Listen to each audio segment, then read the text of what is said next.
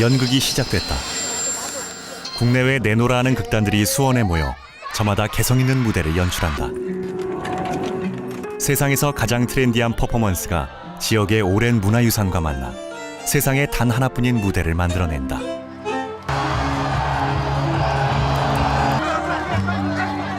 지금 수원은 가장 완벽한 연극 무대다.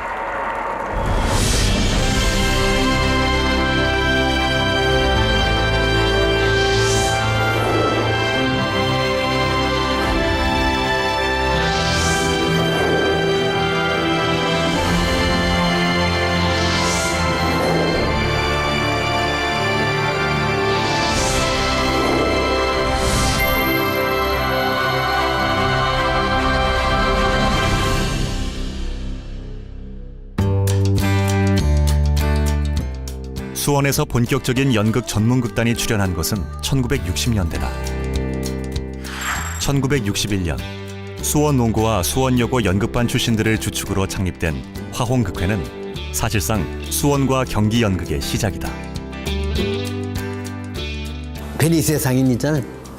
그걸 우리 걸로 저기 해가지고 번역을 해가지고 했는데 그 판사를 이제 우리나라 걸로 해야 되니까 판사복을 입어야 될 거 아니에요. 이거를 법원에 가가지고 그려가지고 와서 반닥정이를 그려갖고 와서 만들고, 또 뭐냐면 버스가 출발할 때 부릉부릉 하잖아. 이런 녹음이 자료가 있어. 또 기차 기적소리 뽀뽀뽀 하잖아. 이거를 기차 역전에 가가지고 가서 통사정을 한 거야. 학생놈들이 와가지고 이 넓적한 그 저기 녹음기 이런 걸 갖고 와서 녹음 좀 해자고 부탁하니까 처음에는 기관사가 깜짝 놀란 거야. 너들 학생이 맞냐? 네, 하는 맞아요. 사정하니까 역에서 그것도 해주고. 20대 초반의 젊은 학생들로 구성된 화홍극회는 당시 지역에서 볼 수 없었던 다양한 시도를 이어가며 시민들에게 큰 호응을 얻었다. 많았지. 농대 강당이 꽉꽉 찼으니까. 직구분들 영감 드문드문 하잖아. 그때는 꽉꽉 찼어요. 왜냐면 볼거리들도 없었지만서도 그 뭘 한다니까는 뭘 하나 저기 한 사람들이 있었다시 꽉꽉 찼어요. 그러나 창단 이듬해 사회 공연을 끝으로 단원들의 군입대와 취업 등으로 인해 뿔뿔이 흩어지면서 수원 연극계는 오랜 침체기를 맞는다. 화홍극회 해산 이후 긴 암흑기를 보낸 수원 연극계는 1970년과 1971년 두 해에 걸쳐 앙코르, 성애, 얼 등 자기만의 색깔을 가진 세 개의 극단이 동시에 생겨나면서 활기를 띠게 된다. 그러나 안타깝게도 이들 역시 2년 만에 모두 활동을 중단했다. 연극하는 사람들이 자기 주장이 좀 강하고 개성이 강하고 그러다 보니까 자꾸 나와서 새로운 극단을 만들기도 하고 없어지기도 하고 그게 보편적이에요, 또 어떻게 보면.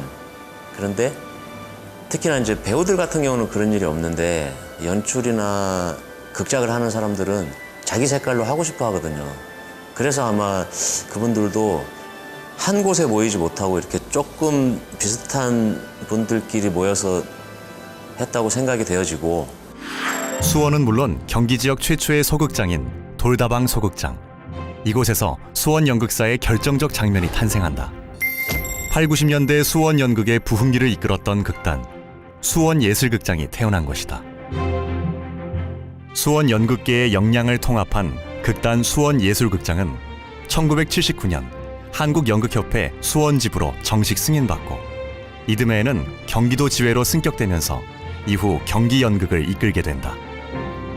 보통 공연이 짧을 때는 일주일, 길게는 이제 앵콜로 하면 한 달 이렇게 공연을 했었는데 거의 뭐 주말에는 꽉 차고 주중에는 좀 70% 정도 이렇게 차는 정도로 그때 볼거리가 없었어요.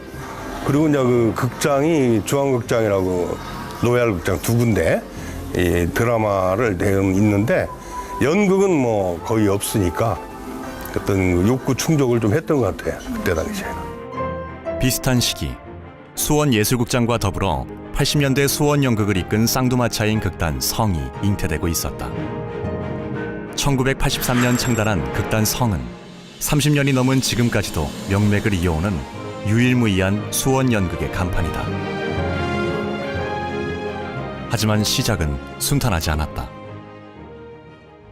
연극 연습은 할 데가 없어서 거의 다 운동장에서 했어. 학교 운동장, 초등학교 운동장. 할 데가 없으니까. 그 다음에 그 유신고등학교하고 3.1상구에서 강당을 빌려줘서 그 선생님이 뭐 교장 앞에 가서 책임지겠습니다. 그래서 이제 거기서 연습하면서 조금 나아진 거지. 대단했다고 생각해. 지금 생각하면 그건 뭐 굉장한 것 같아. 그 열정은 뭐 진짜 밤새고 연습했으니까. 밤새고 연습했어. 미친 듯이 했으니까. 열정으로 가득 찬 젊은 연극인들은 1981년 드디어 자신들만의 전용 극장을 개관한다. 당시 예식장이었던 건물의 예식홀 하나를 연극만을 위한 공간으로 꾸몄다. 화홍 소극장은 공연만을 위한 수원 최초의 전문 소극장이다. 너무 행복했죠. 그 예식장 사장님이 얘들이 너무 애쓰는구나. 예식장도 잘 안 됐는데 청실하라, 부셔라. 부셔가지고 니들이 써라. 그래서 우리가 뭐 오한마 이런 거 다 가져가서 우리가 다 부신 거지. 예식장 위가 높잖아 조금. 그걸 다 부신 거지. 부시고 의자는 그냥 쓰고. 그래서 뭐 총 동원해가지고 뭐 밤새서 일했죠. 그리고 조명 달고 거기서 공연을 했죠. 관객 꽤 있었어요. 80년대는 수원 연극의 부흥기이자 소극장 전성시대였다. 수많은 연극들이 소극장과 함께 태어났고 소극장이 사라지면 함께 사라졌다. 무대를 찾아 떠돌던 연극인들에게 소극장은 존재의 이유 그 자체였다. 전용 극장이 아니더라도 연극만 할 수 있다면 연극인들은 어디든 달려갔다. 중앙극장 자리 그 뒤에 PM2라고 레스토랑에다가 작게 무대를 만들어서 카페 테아트를 했어요. 그래서 거기서 연극을 했죠. 각설이도 거기서 한 거였고 나도 그때 83년대 거기서 데뷔한 거고. 그렇죠. 입장 열달을 받는 게 아니라 그 레스토랑이니까 뭐 돈가스 먹고 함박 스테이크 먹으면서 보는 거예요. 그 구퉁에 그리고 조명기 몇 개 달아놓고 조그맣게 무대 만들어 놓고 그렇게 했던 거예요. 돌다방 소극장이 경영난으로 문을 닫고 주축 멤버들이 협회 활동에 주력하면서 잠시 주춤했던 수원예술극장은 80년대 중반 다시 소극장을 열고 재기에 성공한다. 관객들이 이제 대부분 다 잘 됐어요. 관객들이 많았어요. 어떤 경우에는 뭐 3차, 4차까지 앵콜 공연에서 4개월 정도를 공연한 작품도 있고 알아보고 사인해달라고 그러고 내가 누구 어떤 여자랑 뭐 가면 전화서 그 사람 뭐 데이트하냐고 그러고. 그러니까 지방에서 그렇게 연극하면서 그렇게 대중의 인지도까지도 올라갔을 정도로 였었던 시기였었죠, 그 당시가. 극단 성도, 화홍 소극장 폐관 이후 거듭된 떠돌이 생활과 잠시 신풍동 소극장을 거쳐 1988년 장안문 로터리에 새로운 보금자리를 틀었다. 이른바 80년대 후반 남문을 중심으로 한 극단 수원예술극장과 북문을 중심으로 한 극단 성의 양강 구도가 자리 잡은 것이다. 수원에 양대 극단이 있었어요. 팔달문을 중심으로 하는 극단이 수원예술극장이었고요. 장안문을 중심으로 하는 극단이 극단성이었습니다. 이제 이게 수원이 이제 문을 중심으로 굉장히 이렇게 번성했어요. 이제 장안문 쪽도 굉장히 좀 상권이라든가 이런 것들이 좀 이렇게 모여 있고요. 이제 팔달문은 아주 유명한 시장부터 시작해서 워낙 여기는 뭐 굉장히 이제 지금은 구도심이지만 그 당시에는 굉장히 중심지였죠. 수원예술극장이 보다 대중적인 연극을 지향했다면 극단성은 좀 더 사회의식이 있는 연극을 주로 올리면서 수원의 두 극단은 관객들에게 선택의 폭을 넓히는 역할을 했다. 번역극이 제일 많았고요. 그 번역극 중에서도 코미디 쪽 아무래도 사람들한테 이제 다가가기 쉬운 게 아무래도 심각하고 뭐 이런 것보다는 그 가벼운 연극이 일단 관객들한테 알려지고 많이 오게끔 하고 많이 보여지게 하기에는 그게 좋았기 때문에 그걸 주로 많이 했어요. 뭐 북수동에서 있을 때 전투 경찰이 와서 이제 그 관객 못 들어가게 하고 우리는 공연을 감행하고 막 뭐 이런 일이 있었죠. 예, 그거는 뭐 지금도 기억이 나고 그게 이제 5.18 얘기 금이의 5월이라는 작품을 했을 때 그렇게 된 거죠. 그래서 몇 달 동안 공연했죠, 몇 달 동안. 예. 그래서 공연만 하면 되는 거니까 그 밖으로는 안 나가겠다 약속하고 이제 공연만 계속했는데 많은 분들이 오셨죠. 90년대를 넘어오면서 수원 연극계는 큰 변화의 바람이 분다. 경기도 문화의 전당 전신인 경기도 문화예술회관이 개관하고 경기 도립극단이 창단되었다. 한국연극협회에서 전국에 있는 연극인들이 살 길은 시, 군, 도립 이런 연극 단체가 관립단체가 많이 생기는 것만이 우리가 살 길이다. 이런 차원에서 그런 이제 운동이 벌어진 거죠. 전국적으로 국립만 있을 게 아니라 전국에도 이런 게 필요하다. 그렇게 각 지부들이 이제 운동을 했을 거 아니에요? 근데 그 중에서도 가장 두드러지게 선두 주자를 달리는 게 이제 수원의 이재인 씨와 이제 인천 시립극단 쪽이에요. 체계적인 시스템 속에서 본격적인 지원을 바탕으로 수원 연극이 한 단계 도약하는 경사를 맞았지만 오히려 지역 연극계는 직격탄을 맞게 된다. 관객들은 시설 좋은 큰 공연장으로 발길을 돌렸고 소극장들은 잇따라 문을 닫았다. 이게 작품을 하면서 관객이 없을 수도 있겠다라고 하는 불안감은 늘 갖고 연극을 해요. 어느 날 악몽처럼 공연을 열심히 준비했는데 한 명도 안 온다는 상상을 늘 했거든요. 막상 딱 닥치잖아요. 그럼 너무 공허하죠. 하지만 경기 도립극단 출범 이후에도 소극장을 중심으로 한 자생의 노력은 끊임없이 이어졌다. 경기 도립극단에 들어갔던 수원 예술극장 단원들이 나와서 만든 극단 예인을 비롯해 한우리, 촌벽 등의 전문 극단들과 직장, 주부극단 등 많은 아마추어 극단들이 힘든 시기 속에서도 작은 무대들을 이어갔다. 그리고 90년대에 주목할 만한 것은 거대한 변화의 파고 속에서 수원 연극이 자생하기 위한 노력으로 지역의 이야기를 찾아내기 시작했다는 점이다. 지역에 이렇게 수원에서 활동하는 극단으로서 수원에 관련된 작품을 좀 해보고 싶은 생각은 아마 누구나 다 그 지역에 어느 지역에든 있는 극단이라면 한 번쯤 생각해볼 문제인데 뭐 그렇게 생각하고 찾다 보니까 수원 출신의 좀 파격적인 삶을 살았던 사람을 한번 조명해보면 좋겠다. 그렇게 해서 나혜석이라는 사람을 찾게 된 거죠. 아무래도 첫 작품이고 또 수원의 그 여류화가를 또 그 모델로 해서 하는 거기 때문에 그 뭔가 좀 특별한 그런 것도 있었고요.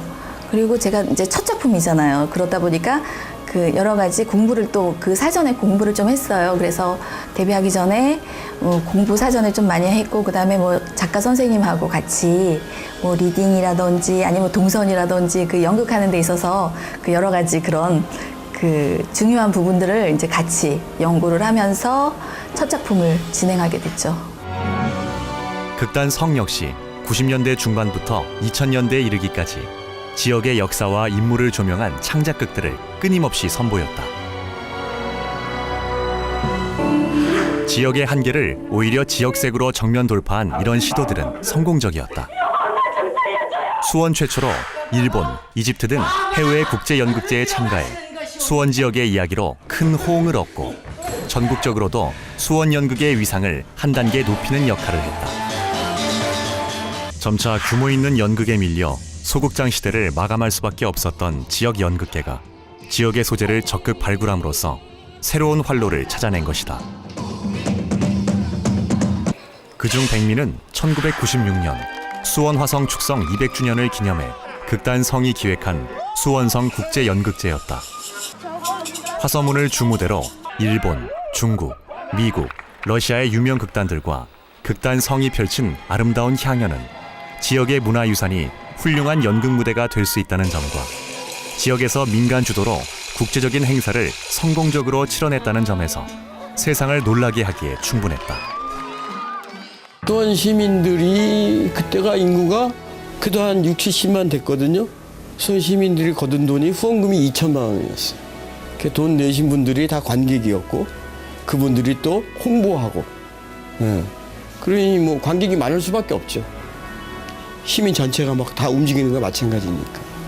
그래서 참 행복했던 기억이 그렇게 시작된 거예요. 처음엔 2년에 한 번 여는 비엔날레였던 수원성 국제연극제는 1998년 수원화성 국제연극 무용제란 이름으로 장르를 넘나드는 무대로 세상의 이목을 끌며 매년 열리는 행사로 전환됐다. 이듬해인 1999년엔 지역의 문화인사들을 중심으로 탄탄한 진용을 갖춘 법인을 설립하고 수원화성 국제연극제로 거듭났다. 수원화성 국제연극제는 점차 외연을 확대하며 내실 있는 기획으로 국내외 유수의 극단들이 대거 참여하는 명실상부한 대한민국 대표 국제연극제로 자리매김했고 2015년부터 현재의 이름인 수원연극축제로 자리를 잡았다. 수원 화성국제연극제가 정말 그거는 정말 좋은 기획이었다라고 생각되는 게 수원에 아무리 좋은 극장을 만들어 놔도 서울보다 좋지 않거든요. 수원에서밖에 할 수 없는 것. 그게 바로 성곽을 배경으로 공연을 한다든지 정조대왕이나 사도세자에 대한 이야기를 물론 그거는 서울에서도 할 수 있지만 그 사람들은 다른 것도 할 거 많고 관심을 별로 안 가지잖아요. 그러니까 이제 그런 거라든지 좀 그런 게 많이 필요할 것 같습니다. 수원 연극축제의 성공적인 안착으로 외연은 확대되었지만 21세기 수원 연극은 고전을 면치 못하고 있다. 소극장이 사라진 시대, 그것은 풀뿌리 연극의 종말을 고하는 것이었다. 배우하고 관객이 바로 코앞에서 그냥 하나가 되는 거예요. 그러니까 재밌게 보는지 뭐 어떻게 보는지 다 느껴요, 서로가. 그러니까는 기를 주고 기를 받고. 그러니까 여기 이렇게 큰 극장에서 하는 거랑은 완전 다른 그 정감 어리고 막 열정이 묻어나는 그런. 제가 수원의 연극의 어떤 역사를 볼 때도 저는 감히 공연장 역사라고 봐요. 미래의 어떤 연극을 고민할 때 그런 부분들을 우리가 그런 상처가 있으니까 앞으로 연극을 만약 수원에서 다시금 뭔가 중흥을 해야 한다면 이제 극장을 꼭 고민에 넣어야 될 것 같다 이런 생각이 듭니다.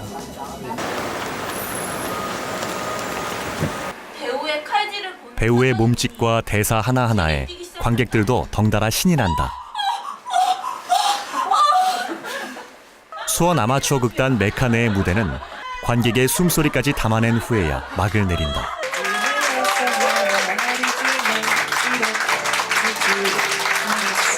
평소에 연극 볼 기회가 잘 없었는데 그리고 뭐 대학로 가야 볼 수 있어서 너무 멀어서 자주 못 가게 되는데 이렇게 가까운 곳에 극단이 있고 그리고 오늘 같이 고퀄리티 연극이 있어서 정말 좋았고 다음에 이제 여기 자주 오게 돼서 많은 연극을 또 하고 해서 자주 왔으면 좋겠습니다. 오빠는 지금 어떤 모습에? 평범한 회사원, 자영업자, 주부 이들을 무대로 모은 힘은 연극에 대한 열정 하나다. 그 현실에 부딪혀서 계속 못했던 것 같아요. 포기하게 되고 자꾸 못하게 되고 그래서 이제 결혼도 하고 직장생활 다니고 하면서도 한켠에서는 계속 뭐 공연을 볼 때마다 막 좀 슬프더라고요. 하고 싶기도 하고 그러다가 이제 직장이 극단이 있다는 걸 알게 돼서 너무 반가웠죠. 시간적으로 굉장히 제약을 많이 받긴 한데 그래도 제가 하고 싶었던 거라 정말 뭐 좀 늦게 끝나는 날은 어쩔 수 없지만 조금 조정할 수 있는 날들은 빨리 와서 연습에 참여하려고 노력하고 있습니다. 커플 다이어리도 있다. 지역의 아마추어 극단이 수년간 정기 공연을 하고 자신들만의 소극장을 운영한다는 것은 기적에 가깝다. 그 공연장 자체가 없다 보니까 그 공연 활동도 상당히 좀 그게 한정적인 그런 공연 활동이 되고 있고 해서 그게 가장 큰 문제였죠. 그래서 그걸 좀 해결을 하고자 저희들이 이제 소극장을 만든 거고, 민간 차원에서 이 소극장은 저희들이 유일한 걸로 제가 알고 있습니다. 수원시에서. 그건 어찌 보면은 지금 말씀하신 대로 130만 시민이 있는 문화예술의 고장이라는 수원이 상당히 좀 어찌 보면은 참 부끄러운 상황인 거죠. 60년대 화홍극회로부터 몇 년이 이어져 내려온 수원의 수많은 전문 극단이 역사로만 남은 지금, 그 빈자리를 많은 아마추어 극단들이 채우고 있다. 현실의 높은 벽 앞에서도 이들은 수원극단연합회를 조직해 함께 무대를 이어가고 있다.